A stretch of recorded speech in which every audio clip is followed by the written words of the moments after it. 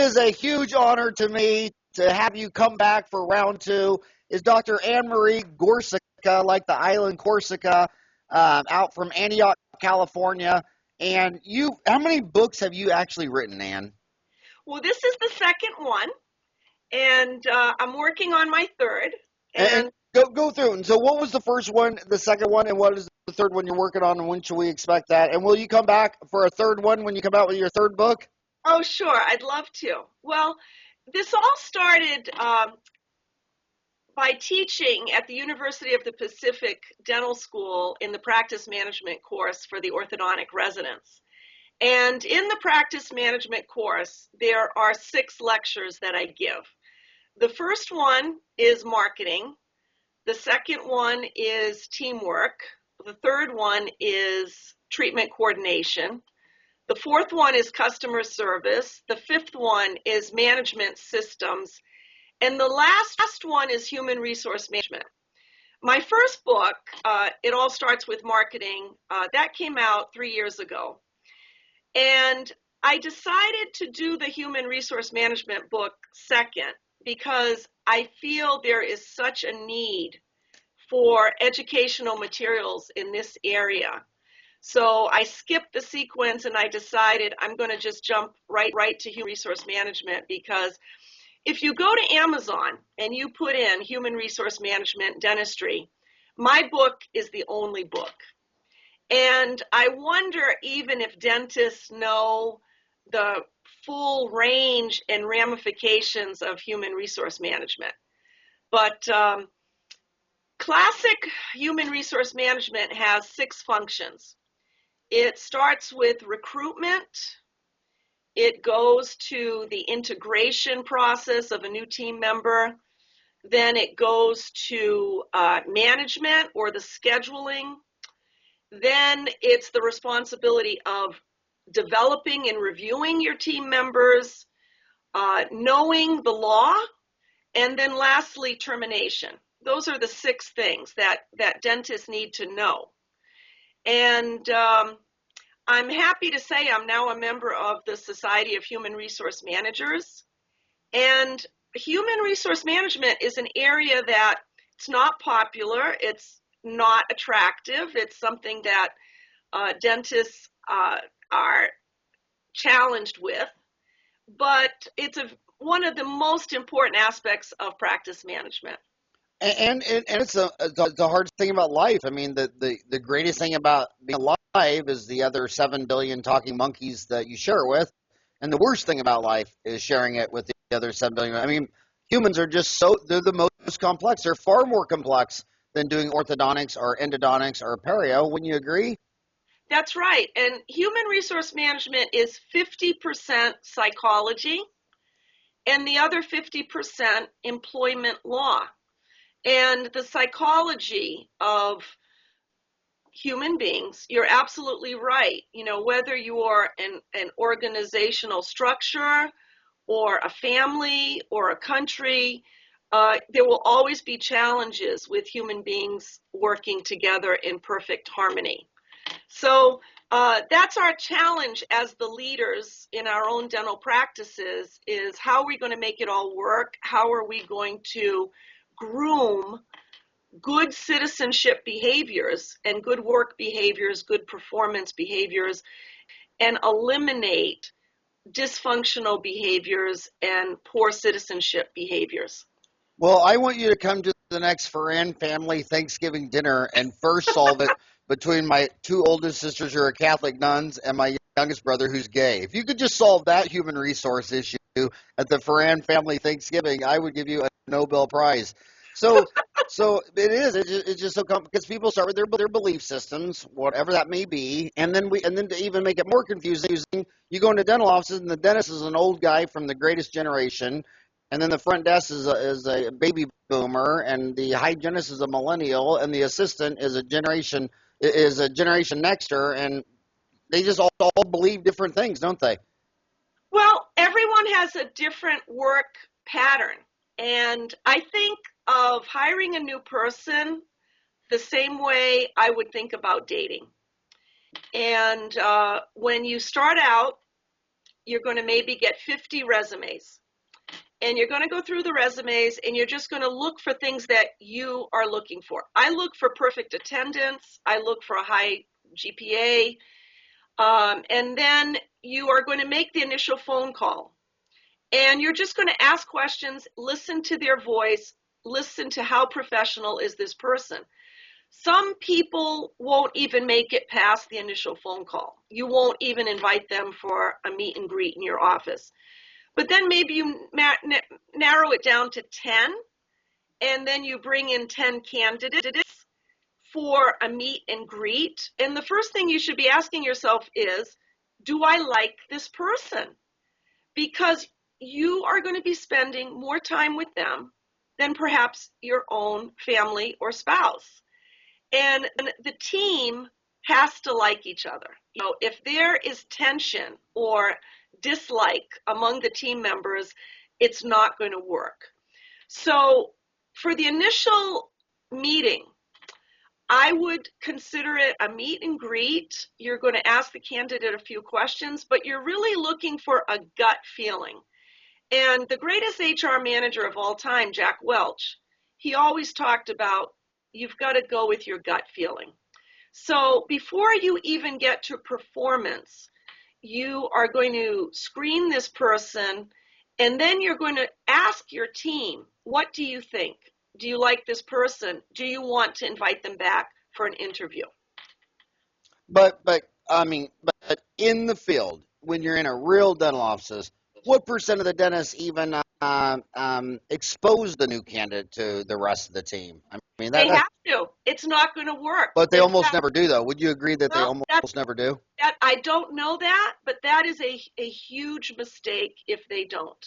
If the manager or the doctor do not take a poll of their team, and not only that, I would make it mandatory that the new hire is unanimous decision with the team. Because when it's unanimous decision that everyone has decided this is the best candidate, they are vested. Your team is vested in making that new person a success.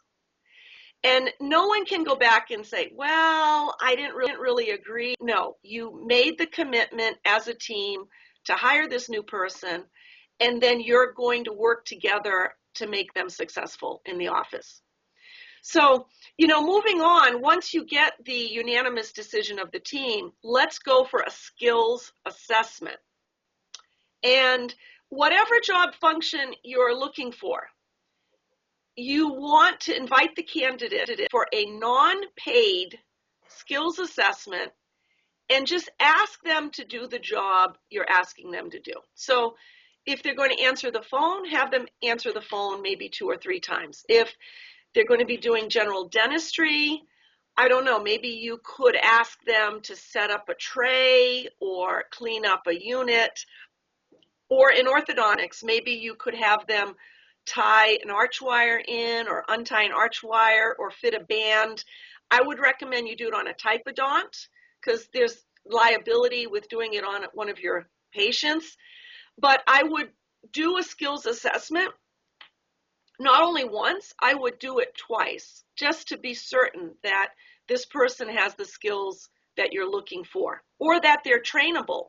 They might not even need the skills, but you want to pick up how fast does this person learn, and are they trainable? And in my book, one thing I mention is a little test. I call it the common sense test.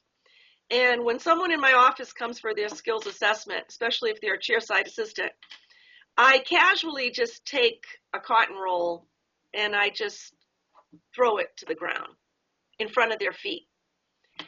And I'm looking to see, does that person have enough sense on their own to pick up that cotton roll, pick it up, and put it in the garbage? Because if they don't have enough common sense on their own to do that, I don't want someone that I'm continuously telling them to do every single step of their job.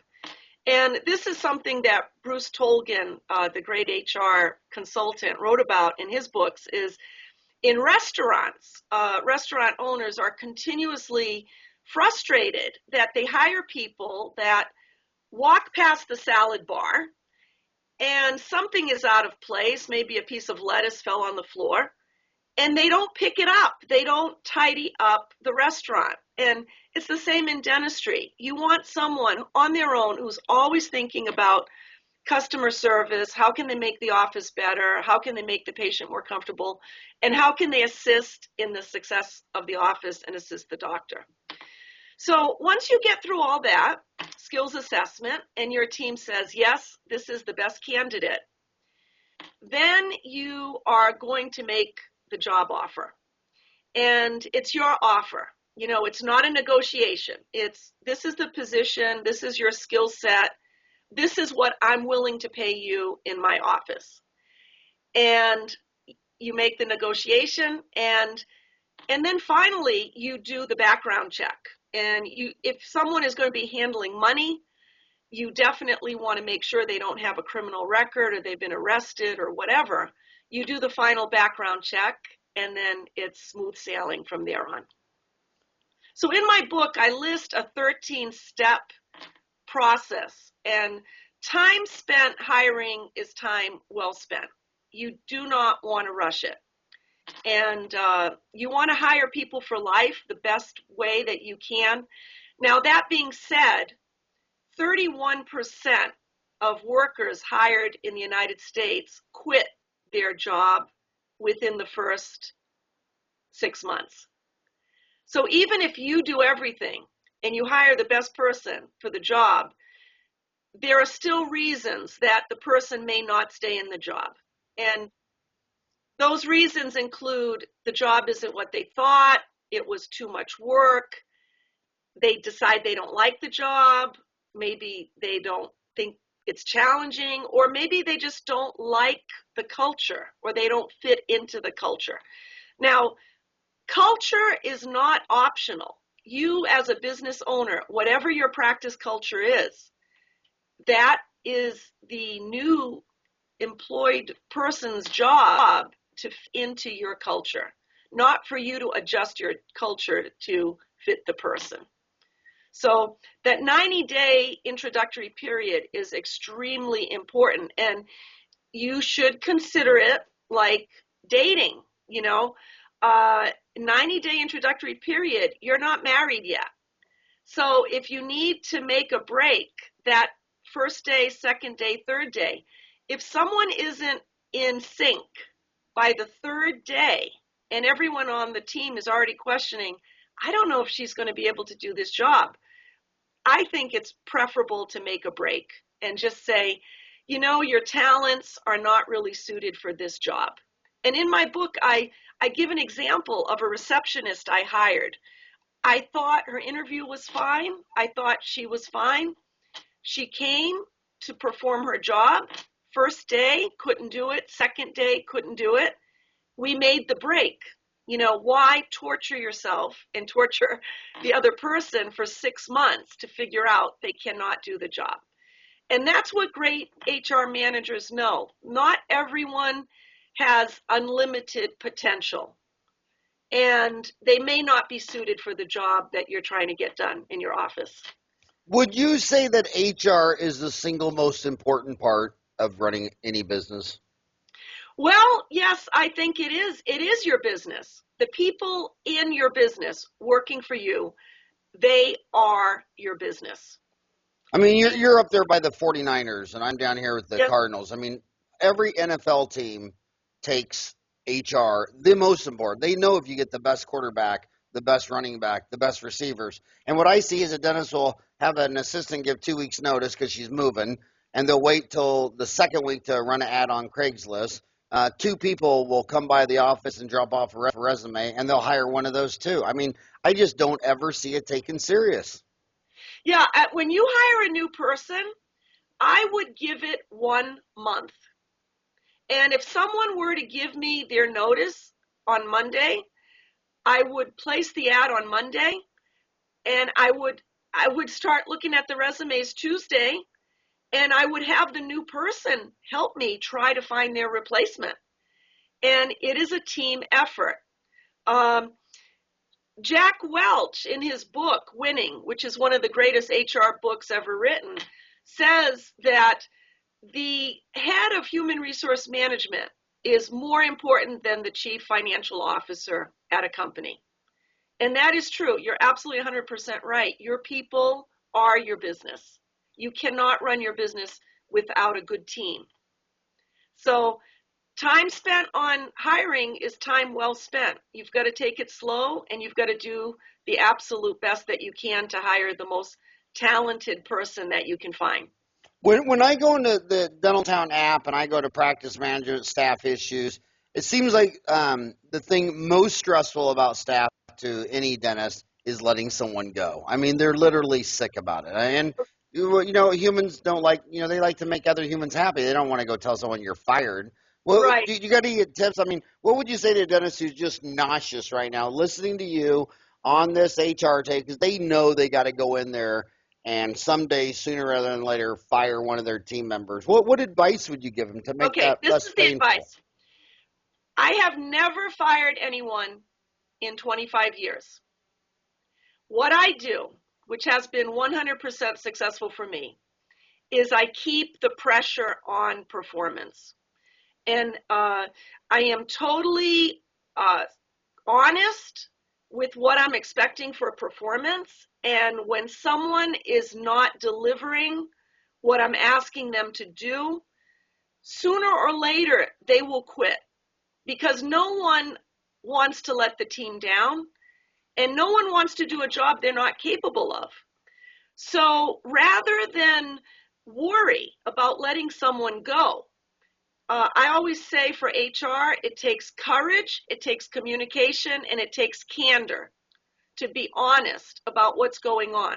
If someone is not delivering, whatever that might be, attendance, or they work slow, or whatever the problem is, you need to bring it to their attention immediately and say, Sally, we are a high attendance office. Dr. Gorczyca has not been absent one day in 25 years, and none of our team members are absent, ever. And if being absent once a month is going to be your mode of operation around here, it's not going to work out for you. So either be present, or maybe this is not the job for you. Now, let's talk about attendance, because I hear that that's a big problem for dentists. I write in my book, and I dedicate the book to my mother, who was an elementary school principal for 32 years. Now, if you think running a dental office is hard with maybe 6 or 12 employees, imagine running an entire public school with 450 children, 900 parents, 40 teachers, all the auxiliary personnel, all the janitors, policemen visiting, firemen visiting, and doing the HR management for an entire school. That's what I grew up with. And every night at dinner, as your dad talked about the management systems of the burger place, my mother was talking about HR issues. And in the public school system, they have something called truancy. If a kid doesn't show up for school, you find out why. You call, you find out why, you go and talk to the parents. It's the same way in a dental office. If someone doesn't show up, it's not okay just to call up, I'm not coming in tomorrow. Well, why? My grandmother has a doctor's appointment. Well, that is not an acceptable excuse. So I expect you here tomorrow. Okay? If that person doesn't show up, you have the right, if it's written in your team handbook, that that's not an acceptable excuse, you have the right to immediately terminate them. In fact, they've terminated themselves by not reporting for duty in your office. So I would say to every dentist, when someone calls, or a text is definitely unacceptable. They must call and either speak to the doctor or speak to the HR director, say what the problem is, why they are not coming in. And I would call the person at home and ask them, how are you feeling? If they're not at home, that's a bad sign, right? Right.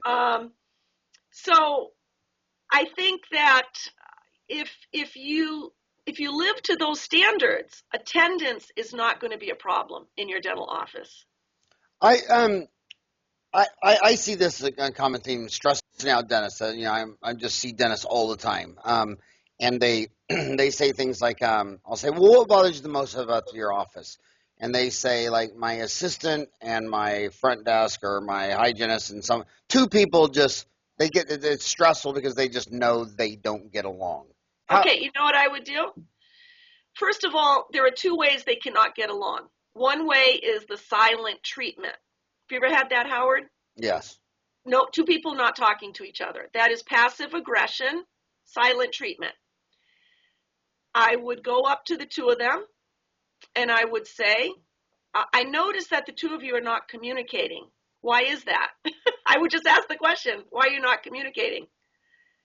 Find out the reason, okay? Now, if they're not communicating because they can't get along, okay, I would probably send both of them home. And I would say, you know what, why don't the two of you go home for the day and come back when you're ready to get along, okay? Now, if it's a serious problem, like one person is causing the problem, you have to find out who is causing the problem. Maybe it's just one person. I would probably go for the new person that you just hired. Because if you have time, seasoned professionals in your office that have been with you for 18 years, and a new person comes along and they don't get along with that person, I would take the new person aside and say, look, you're the new person here. This other person has a 18-year history in my office. It is your job to get along with her. If you cannot get along with her, then you need to go. Another thing that I see in offices, and depends on the conservative nature of the dentist or where they're born and raised or what, everybody comes from a different tribe, but I see a lot of issues of people freaking out because someone shows up to work out of nowhere with like a nose pin or a new tattoo or the doctor's spouse works in the office and thinks the assistant is dressing too inappropriate or how do you deal with nose pins, tattoos, amount of skin showing? How do you address those? Are those considered soft issues or? No, these are hard issues because these are hard issues. This is your brand. This is your brand. This is the first impression that your new patient gets. And do you want that first impression to be Tiffany's, Nordstrom's, or do you want that first impression to be a tattoo parlor? Okay. So this is where the team handbook. And what is Tiffany's? You said Tiffany's jewelry store. Okay, Howard. Tiffany's jewelry or Nordstrom's or a tattoo store. Or the Four Seasons Hotel or Ritz-Carlton or even, I can't speak about Walt Disney World. I don't know what their standard of dress code is, but in your team handbook, in your office policy and procedure manual, which I write in my book, if you are practicing without a policy and procedure manual, it is like you're living in a lawless land. You cannot enforce anything. It's like living in a country without laws, okay?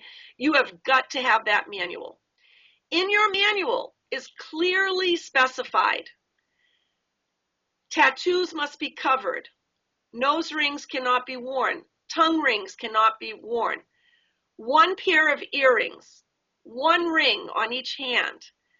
How long the fingernails are going to be. That when you turn your wrist over, you should not see your fingernails because that will stab a patient. Everything about dress code is written down in your team handbook. Now, even the Mayo Clinic, if you go to work at the Mayo Clinic and you have a tattoo, and if you read their book on customer service, they talk about this very issue.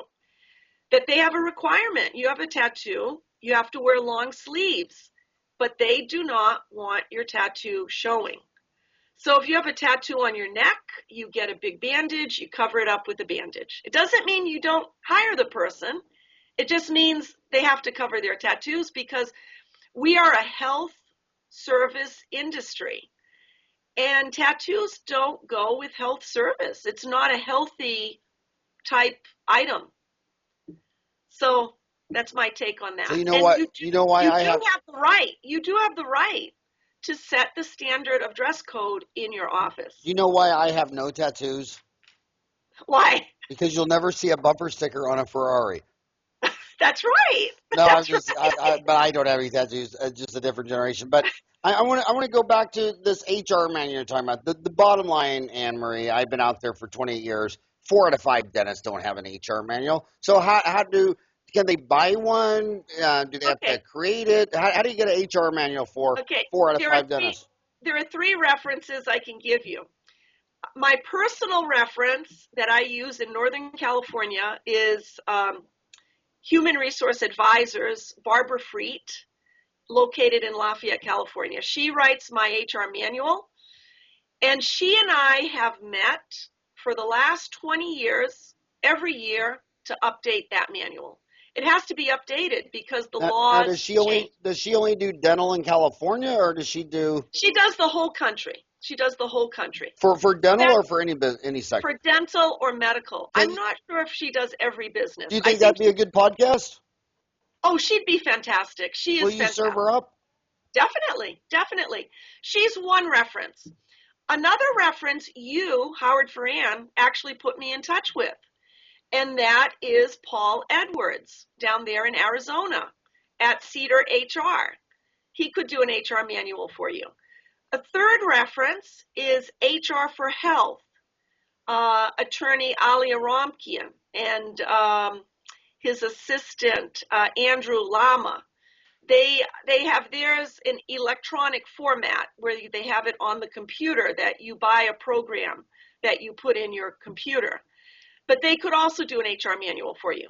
Could you send me all those contacts again? Yes. And by the way, I want to tell my podcast homies out there, you might not know the story about me and Anne Marie, but you have served me up more podcast leads by some of the most amazing people, like the orthodontic surgery lady. I mean, the most amazing expert in the world. Oh, she's fantastic. You do so much for me behind the scenes. I feel like I'm so grateful to you. I'm serious. And I'm happy to keep doing it. Now, Howard, can I tell you what you have done for me? Make you now you don't make bald jokes anymore. Okay, but I am studying comedy. And I'm getting my set together for you. Are you really? If you ever invite me to a townie meeting to speak, I will perform my set for you. Oh my God! Consider it done. And the title of my set is Mental Dental. My jokes are all about men. Oh, that is awesome. But in all seriousness, I've always thought that the problem with dentists is that they were accepted because they got A's in math and chemistry and physics, and then their success will be on how they relate to people. And that the dentist that had a part-time job during dental school, like as a bartender or a waiter, learned more skills as a bartender and a waiter than they did sitting in the library learning math. And I love stand-up comedy because you have no props, you have no PowerPoint. You have nothing but just you and a mic, and it's just it's a brutal art form. And you're trying to make people happy. You're on the spot, and you're trying to make people happy. One of my case studies in my book has 52 case studies, and except for 2, which are fabricated, 50 of those 52 are true scenarios of things that happened to either me, a friend of mine, someone in the dental society, some colleague, or they were stories related to me by dental consultants or HR consultants. But one of the stories I tell is about, I forget the exact title, but it's about the stressed out dentist. And it is the most costly HR mistake you can make is for the dentist to be stressed out, to reprimand his assistant in front of a patient. Then he is emotionally in turmoil. He goes to do the procedure. He doesn't perform it as well as he could. The assistant is silent. She walks the patient to the front desk. The patient knows something is wrong. Another patient witnesses the whole event. She's thinking, wow, something must be wrong around here. And a third patient sitting in the waiting room says, I'm going to cancel my appointment and I'm leaving. It is the most costly HR mistake to be stressed out in the office. And I write in my book, rather than being stressed out, tell a joke. Clear the air. Whatever's done is done. Say you're sorry. If you ever do anything to upset your assistant, tell your assistant. If she makes a mistake, say she's sorry and move on from there. But the worst thing you can do is hold on to it, be stressed out. Just like comedy, you got to be in the moment and you got to keep moving on. And you've got to put the patient first and always be serving the patient, making the patient happy. So, that's a lesson for all of us. But I have to tell you, Howard, I worked on this book for 2 years. And through our friendship on social media, you helped me so much put this book together. And it's an interesting story because it started, Howard, with HR, with you. I was just grabbing the book. It's an amazing book. I'm just holding it up now. You're so sweet. So let me tell you this, because this is a story about synchronicity. And it happened one day. The first time ever I heard your voice was on a podcast. And you were talking about HR. And it was the first time I ever heard you. I knew nothing about you. I didn't even know your name. But I was listening to you and I was thinking, oh my gosh, this guy really knows what he's talking about. And I'm listening, I'm going, yes, you're right, yes. And then you start talking about salaries. And this word comes out, and I won't say the word, okay? But you had passion in your voice, okay? And that's how I first met you, talking about HR. I started following you on Facebook, and one day I noticed you made a post that you were on a flight from Poland back to the United States, and you sat next to an HR manager of a Fortune 500 company. And you posted that you asked him, what are the 2 best HR books ever written? And he said, the first book is First Break All the Rules by Buckingham HR and all, yep. And the second book was It's Okay to Be the Boss. Do you remember that, Howard? I do. By Bruce Tolkien. So I'm like, great, I'm going to get these books. I get these books. I read these books. I reference both of them in my book. They are the 2 best books ever written. And I start going on Twitter, and I'm tweeting some of Bruce Tolkien's quotes that I think are really good. Next thing I know, his CEO sends me a response. Anne-Marie, do you really think that managers need to be as specific as possible? I said, yes, of course, they need to be as specific as possible. Not only that, they need to repeat themselves like 2 or 3 times to get the job done. Next thing I know, Bruce Tolkien says, would I like to proofread his next book, The 25 Mistakes of Managers? I'm like, oh my gosh, I can't believe it. He said, I'll email you the book. I was in heaven. I'm like, I cannot believe it. So I proofread that book. I read the book. I write a review.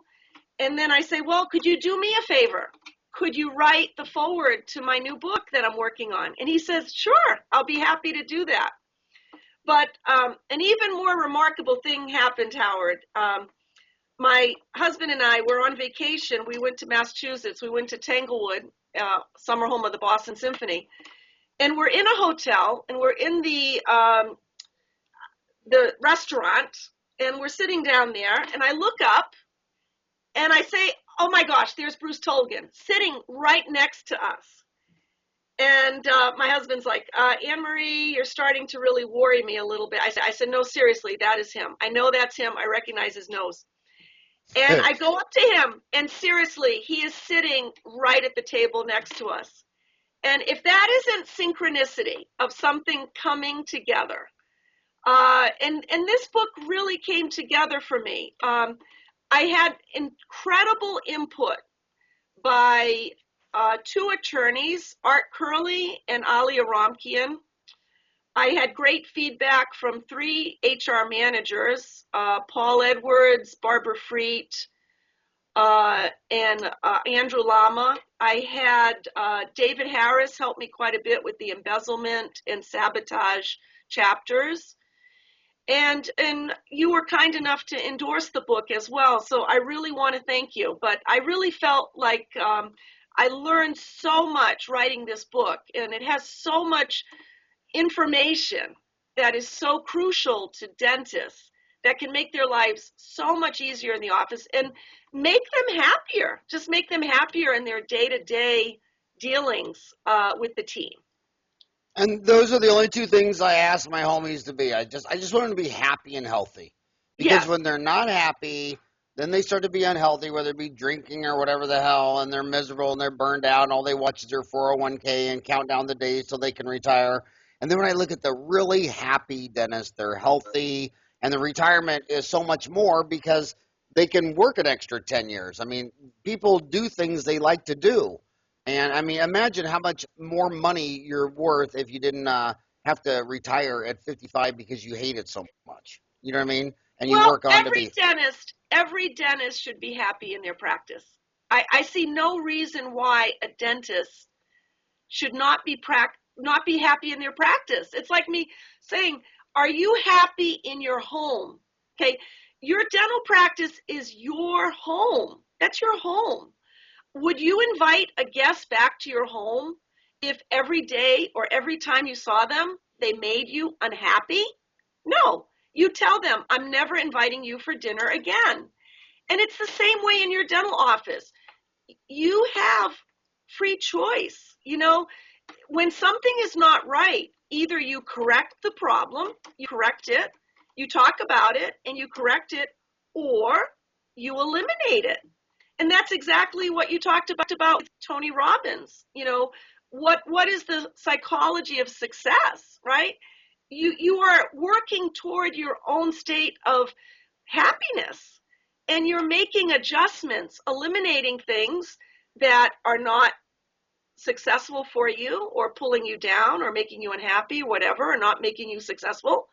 And you're increasing the things that make you happy and make you successful. And every dentist has the choice to be able to do that every single day. Now, I'll say, Howard, I am not a fan of having an office manager.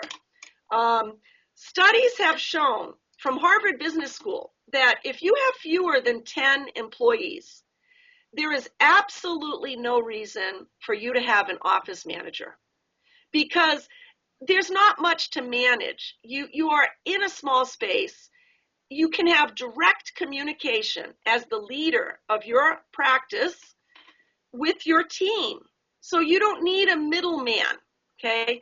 If you have a huge office where once you get to the number 10, beyond that, people start to segregate into smaller groups. So if you have a huge office with 20 people, then maybe you might have 10 front desk, you might have 10 back office, then you would need an office manager. But you don't need an office manager for less than 10 people. And maybe that's some of the frustration because maybe the dentist is not 100% happy with their office manager. Or maybe there's a roadblock there. Or maybe the office manager is not truly a liaison between the owner and the team.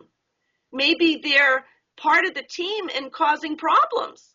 So that's another layer of complexity if you have an office manager. And think about it, Howard. In business, all right, here we are. We go to college for 4 years. We go to dental school. Some of us have graduate degrees in health management or MBAs, or you go and you do a residency and you're highly skilled. Who are you going to hire to be your office manager? Okay? if I hire an office manager, they better be pretty darn good, because I would expect them to know more than I know or be more capable than I'm capable. Otherwise, I'm better off doing it myself and saving myself the extra step of inefficiency, because every step decreases efficiency. So if you want to be efficient in communication, the doctor needs to be a leader. They need to be a transformational leader to be able to inspire their team, pull the team member aside, talk to them immediately, and correct what needs to be corrected. So, are they born transformational leaders, or can it be developed? If you saw some kid walk out of dental school, you see some are just natural born. They were president of their dentals, this, that, they were an ASDA, all this stuff. But what if someone's not a strong leader? What advice would you give them? Well, I'll say it again. To be the HR director or to be the office manager, it takes courage, it takes communication, and it takes candor. Candor is addressing the truth, not sugarcoating things, and whatever it is that needs to be addressed, it needs to be talked about right away. That's the key to being an efficient team. Even, I know in your book you reference basketball a lot. I like that reference also. And if my favorite teamwork book is Coach K on teamwork. And one of the things he says in his book is, whatever it is, we need to address it immediately, and we need to have an honor code that always the truth will be spoken. Always the truth will be spoken. Whether it's good or bad, everyone needs to know about it. If a patient's upset, the doctor needs to know immediately. If one team member is letting the other team members down, maybe someone is cutting out early, or they're not doing their fair share of work, you need to talk about it immediately. You don't let it go days or weeks or a month or whatever. And I think that's really the key to success, is nipping it in the bud and speaking about it immediately. Let me mention insubordination, okay? What do you do when a team member says to the doctor blatantly, right to the doctor's face, I won't do it? How do you handle that? Well, you say, well, Sally, I hired you to put this smiley face sticker on your jacket today and participate in Smiley Face Day. So if you're not willing to do what I hired you to do, I'm going to need to hire someone else to do the job that I've hired you to do. Okay? When you say that smiley face sticker, in 1 minute, it goes on the jacket. But if you just say, oh, okay, Sally, all right, you don't really have to participate, maybe it's not your thing. Right at that moment, you are letting the tail wag the dog. You've lost authority, and you've diminished your office culture.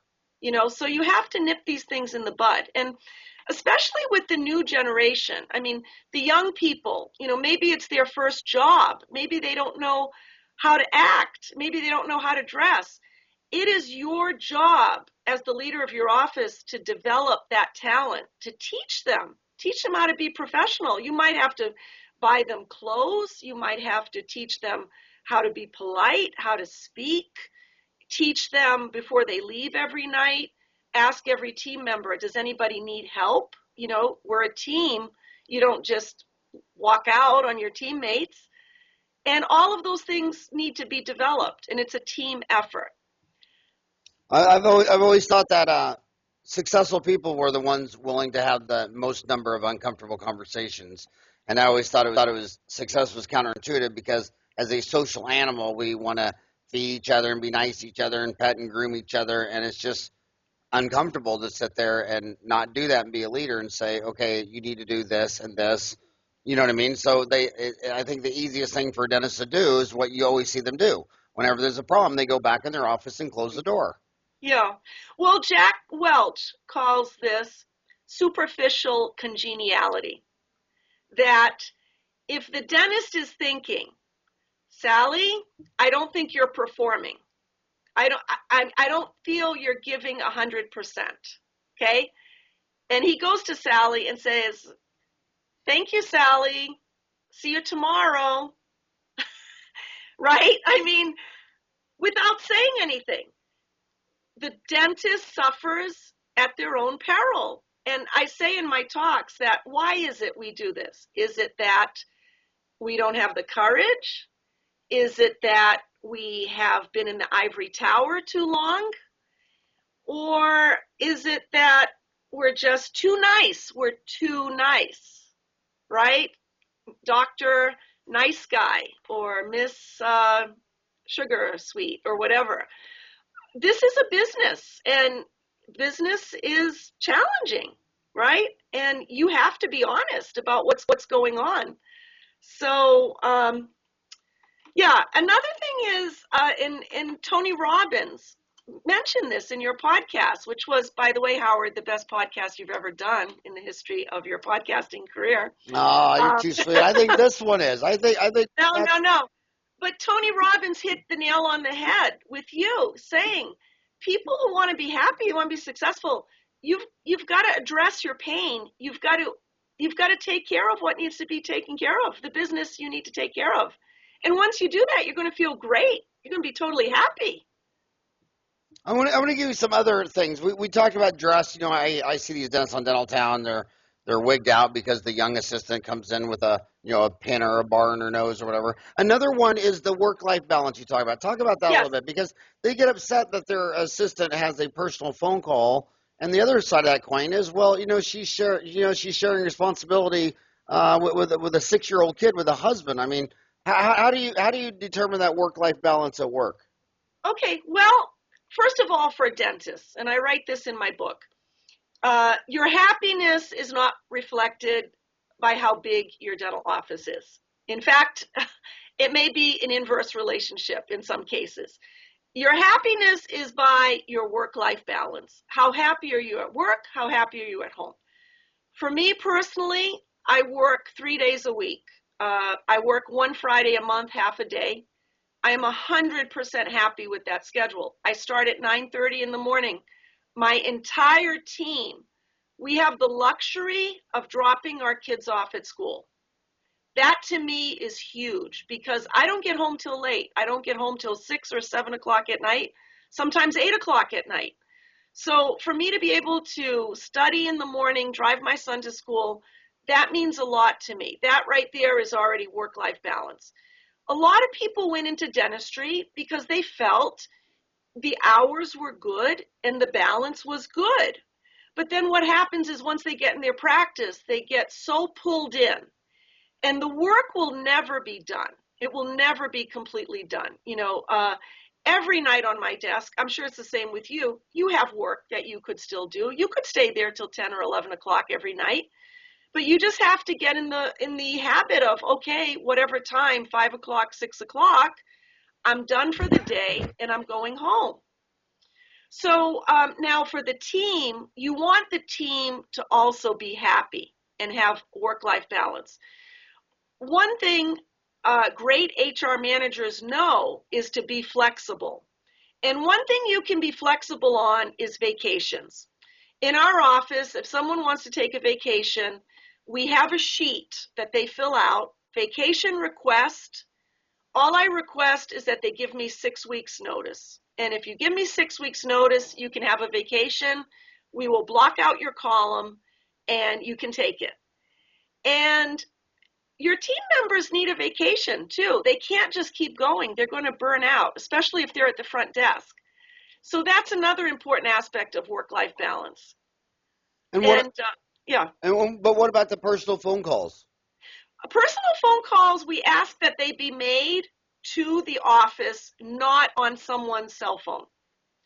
And we ask that they call the back line, not the front office line. So in my office, I have a back office number that is only for personal phone calls. And we ask that they don't have too many personal phone calls during the day. But I can understand if someone has a child who's getting home from school and they have to report to their mom, I got home from school at 3:30. I understand they might need to take a personal phone call at 3:30 to make sure their child got home on time. Yeah, I always come back to that, treat other people like you want to be treated. I mean, I've walked out of my dental office 3 times in 20 years because my kid was on the way to the ER because, Yeah, they're falling off bikes, doing whatever. And, I just think it's crazy when the dentist is taking those personal phone calls about their children and they get mad when the assistant does. You know what I mean? It's just not right. fair.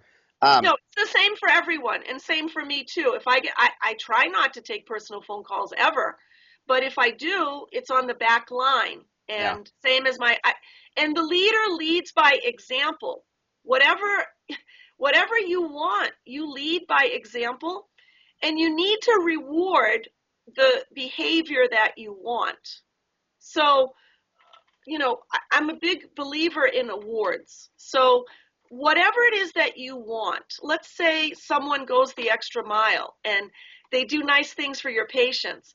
I would get a small token of financial gift card or something like that. And at the team meeting, I would acknowledge that person and say, I really have to thank this person. They stayed late with me. We saw 2 emergency patients. And that, I really appreciate that. And I would like to give you this token of appreciation.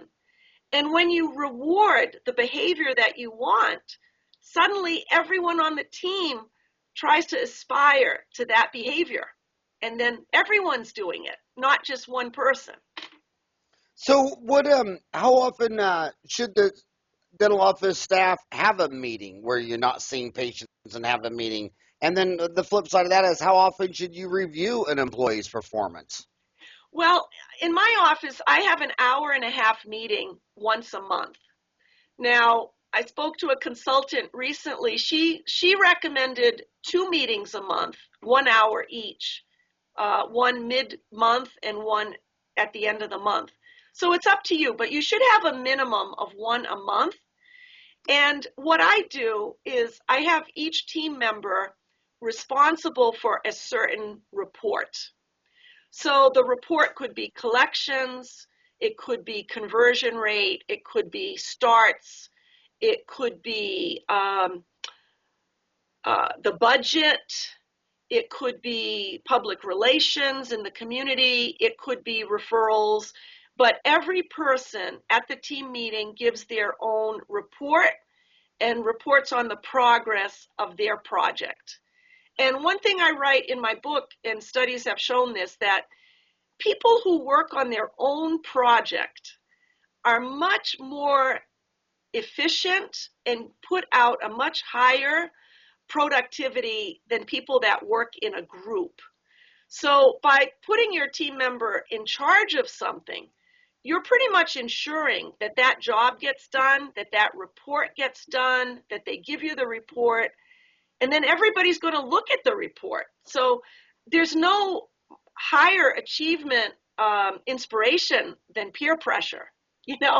I mean, you can't let your team down. So the team meeting is really, really vital. You said at the very beginning of this podcast 53 minutes ago that HR is, really half psychology, half law. Talk about law. I think you're talking to so many dentists right now that don't even, that they know they could get sued if they did this or that, but they don't really think about law and HR. What? Okay.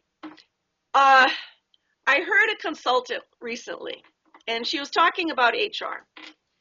And she was saying, document, document, document. Well, if you are documenting discrimination, if you are documenting that you let someone go for an illegal reason, you are in big trouble.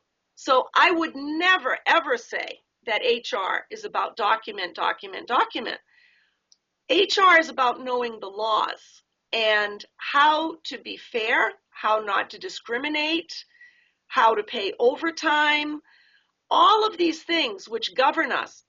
After 4 hours, you have to give a break by law. We have to know the laws, and all the laws are written in my book, Howard. So if they want to know the laws are there. But one of the things that inspired me to write the book is in the state of California, every 2 years, we have to do California state law, employment law. And I sat there for 25 years listening over and over and over, California state law, law, law, law. And I said to myself, I just want the laws. Just give me the laws so I can read them. So in my book are listed all the employment laws. For example, in the book, we have all the questions. What are legal questions to ask when you hire someone? What are illegal questions? Anything not related to the job, anything. Someone's family, what they do in their free time, their religion, where do they live? All of those things are illegal questions to ask when you hire someone. Okay? We have employment at will. Yes, certainly we do. But there are reasons you cannot fire someone.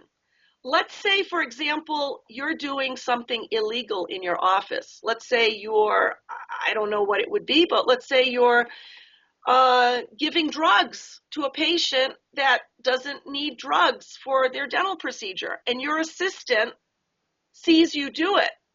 And they come up to you and say, that's illegal what you're doing. You can't be doing that in your dental office.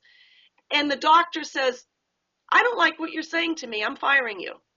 Well, that person was fired in retaliation, and that is illegal to fire that person. So you will be brought to court for that. Let me give you another example. This is a little sticky thing, but by law, when you terminate someone, they need to have a separate vacation paycheck from their regular paycheck.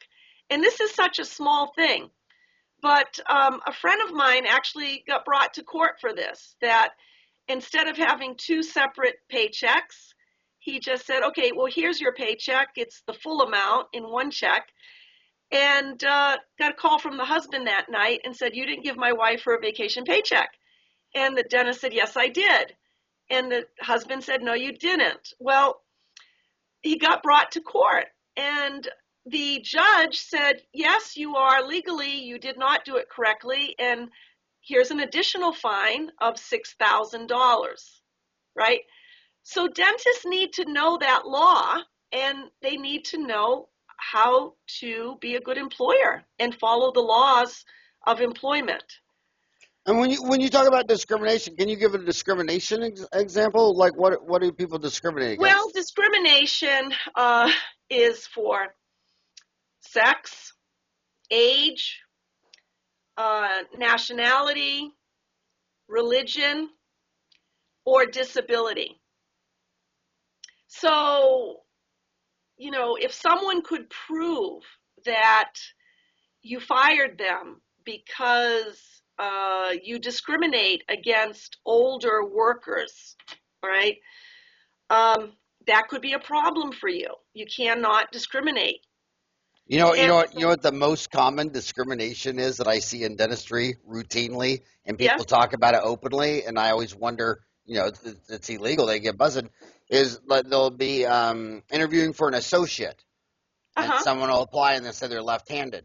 And the dentist's like, they don't want to deal with all that. I mean, because it's really tough if you got two doctors in office and one's right-handed and one's left-handed, and all the chaos with that. A lot of people, but would that be illegal?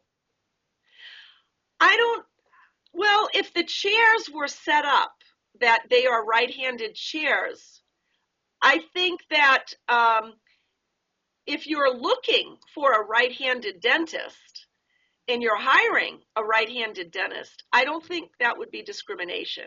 Really? But don't quote me on it. Well, you can hire for whatever you want. It's your freedom of choice. You can hire. I know one of my dentist friends. I was hiring someone. I was interviewing, and I said, we're interviewing today, and he goes, well, I know who I'd hire. I'd hire the blonde, right? And everyone in his office is a blonde. Every single assistant he has is a blonde. Well, that's his choice. You have a choice of who you hire. It's when you fire someone, that's when you get in trouble. If someone can say, you discriminated against me, that's why when you lay someone off, let's say you lay someone off for financial reasons, the best thing, or what you need to do, is you need to grade every single person in your office. Actually have categories. of things you're grading. Give them a number grade, okay? And then dismiss the person with the lowest score. And then take that report and put it in every single person's personnel file. Because that way you can say, I had to let one person go for financial reasons. I graded all 10 of my team members on performance, attendance, skills, whatever they know. And this person had the lowest score. It was totally done legitimately, and that's the person I let go. But if the person happens to be the fattest person, or the oldest person, or the only person of color, well, then you might get in trouble. So you need to document how you made that decision. I think our office practices discrimination because I notice nothing ever goes bad with the short, fat, bald guy. I think we're. But hey, we are out of time. Once again, how do they get your book? Well, my book is on Amazon. Once again, the title is Beyond the Morning Huddle, Human Resource Management for a Successful Dental Practice. And Howard, it was an honor to speak with you today. Thank you so much for your invitation. Anne-Marie, you are my idol and role model in so many ways. Thank you for all that you do for dentistry, your patients, and that you've done for me personally. You're an amazing person, and it's an honor to know you. I feel the same way about you, Howard. Thank you so much. Have a rocking great day. Okay, bye. Bye-bye.